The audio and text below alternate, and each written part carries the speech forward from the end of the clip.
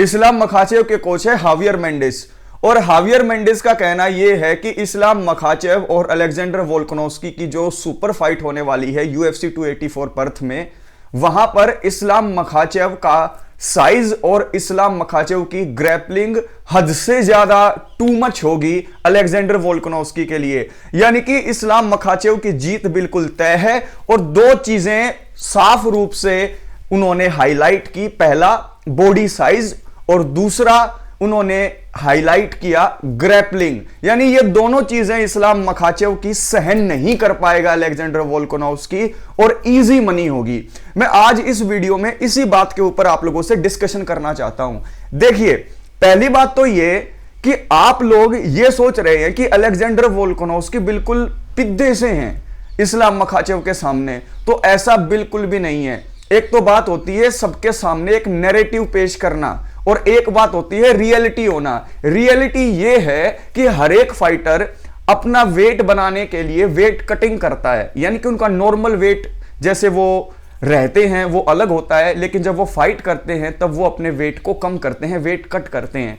जब normal days रहते हैं, यानी कि जब फाइटर अपने फाइट कैंप में नहीं रहते, तो उस टाइम पर अलेक्जेंडर वोल्कानोव्स्की का वेट जो होता है वो इस्लाम मखाचेव से ज्यादा होता है। ये हुई पहली बात। दूसरी बात यह कि अलेक्जेंडर वोल्कानोव्स्की बहुत बिग गाय हैं, यानी कि अगर उनके बॉडी स्ट्रक्चर को देखोगे तो उनकी भरवा बॉडी है।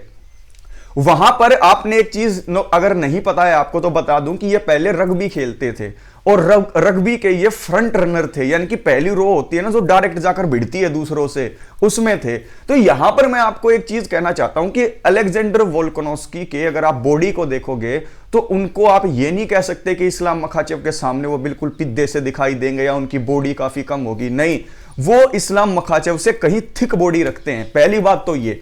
दूसरी बात यह कि आप लोग सिर्फ हाइट को देख रहे हैं। देखिए, हाइट सब कुछ नहीं होती, मेन चीज होती है रीच। रीच होती है आप लोगों के हाथों की रीच और आपके पैरों की रीच। अगर आप लोग देखोगे अलेक्जेंडर वोल्कानोव्स्की को, तो अलेक्जेंडर वोल्कानोव्स्की के हाथ काफी लंबे हैं, उनकी बॉडी के हिसाब से उनके हाथ लंबे हैं और उनकी रीच भी बढ़िया है। तो यहां पर रीच में इतना फर्क नहीं है। इसीलिए अलेक्जेंडर वोल्कानोव्स्की बार बार ये बात बोलते हैं कि तुम लोग ये सोच रहे हो कि मेरी बॉडी उससे कम है या फिर मेरी रीच उससे कम है, ऐसा बिल्कुल नहीं है। तो यहां पर बॉडी के मुकाबले में या सिर्फ फिजिकल स्ट्रक्चर के मुकाबले में यह कह देना कि इस्लाम बेटर हैं अलेक्जेंडर वोल्कानोव्स्की से, इस बात को मैं नहीं मानता। अब दूसरी बात कर लेते हैं ग्रैपलिंग की। यहां पर आप लोगों ने एक चीज देखी है कि जो फाइटर ग्रैपलिंग से डरते हैं उनको बहुत दिक्कत होती है इस्लाम मखाचेव के खिलाफ फाइट करने में। यहां पर चार्ल्स ओलिवेरा की जित्सु अच्छी थी, लेकिन रेसलिंग ग्रैपलिंग उनकी भी अच्छी नहीं थी, इसलिए पिछली फाइट के अंदर इस्लाम मखाचेव ने वन साइडेड हरा दिया चार्ल्स ओलिवेरा को। लेकिन यहां पर एक दूसरा ही फाइटर है, यहां पर फाइटर है अलेक्जेंडर वोल्कानोव्स्की। अलेक्जेंडर वोल्कानोव्स्की जो हैं उनको टेक डाउन करके ग्राउंड पे रखना बहुत मुश्किल बात है। क्या इस्लाम मखाचेव ऐसा कर पाएंगे? क्या उनके पास इतने स्किल हैं? तो बिल्कुल उनके पास इतने स्किल हैं, बिल्कुल वो ऐसा कर सकते हैं। लेकिन अलेक्जेंडर वोल्कानोव्स्की एक भी फाइट यूएफसी में हारे नहीं है, और वो चैंपियन है फेदरवेट के। और उसके पीछे रीजन एक है कि वो ऑलराउंडर है। यानी कि आप उनकी स्ट्राइकिंग को देखोगे, आप उनके ग्राउंड गेम को देखोगे, आप उनकी ग्रैपलिंग को देखोगे, तो वहां पर कहीं भी कमी आपको दिखाई नहीं देती। आप मुझसे बोलो कि क्या इस्लाम मखाचेव अलेक्जेंडर वोल्कानोव्स्की को टेक डाउन करेगा? बिल्कुल टेक डाउन करेगा, 100% करेगा। ऐसा हो नहीं सकता कि अलेक्जेंडर वोल्कानोव्स्की टेक डाउन ना हो।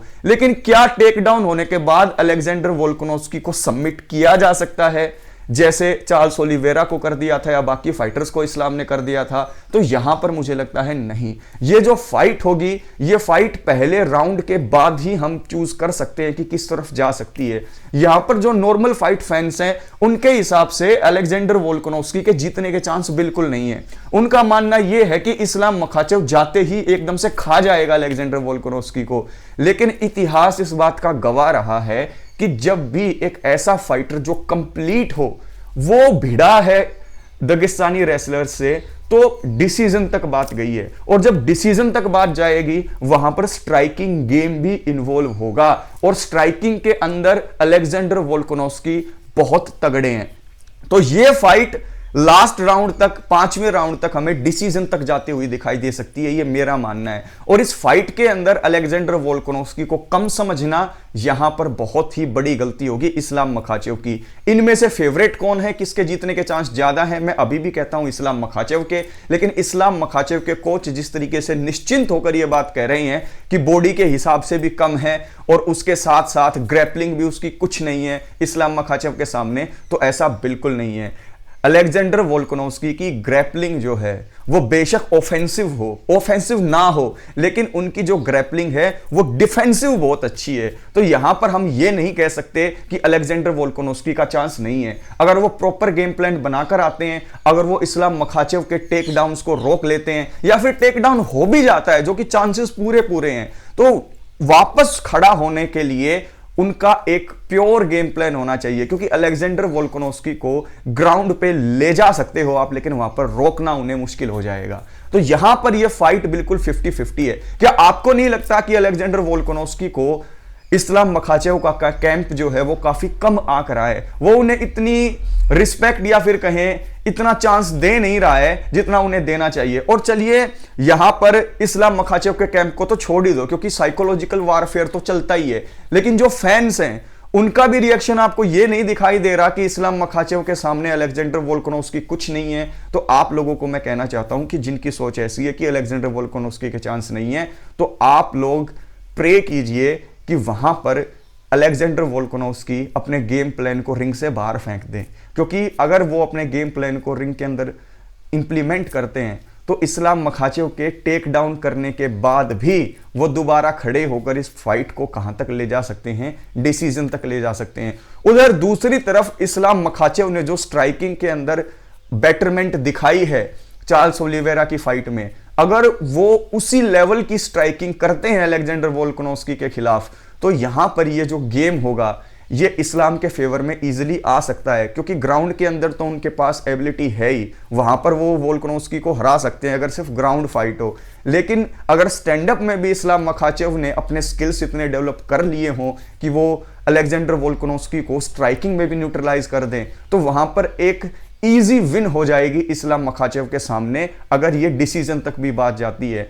और अगर डिसीजन तक ये बात जाएगी तो फिर ये देखा जाएगा कि ग्राउंड कंट्रोल टाइम कितना था। इसीलिए यहां पर इस्लाम मखाचेव की टीम ये कह रही है कि टेक डाउन करने के बाद हम होल्ड भी करेंगे और वहीं पर फिनिश करेंगे। और वहीं पर दूसरी तरफ वोल्कानोव्स्की का ये गेम प्लान रहेगा कि टेक डाउन ना हो गए तो स्टैंड अप फाइट हो हमारी, मैं खड़ा हूं दोबारा से, और फिर हमारी स्ट्राइकिंग बैटल हो। लेकिन इस बैटल के अंदर 50-50 चांस दोनों के हैं। तो आप मुझे बताओ कि क्या अलेक्जेंडर वोल्कानोव्स्की को इतना हल्के में लेना ठीक है? कमेंट बॉक्स में कमेंट कीजिए। और आप अगर यूएफसी की हर न्यूज वीडियोस देखना चाहते हैं तो सब्सक्राइब करो, लाइक करो और आपका कमेंट आना चाहिए।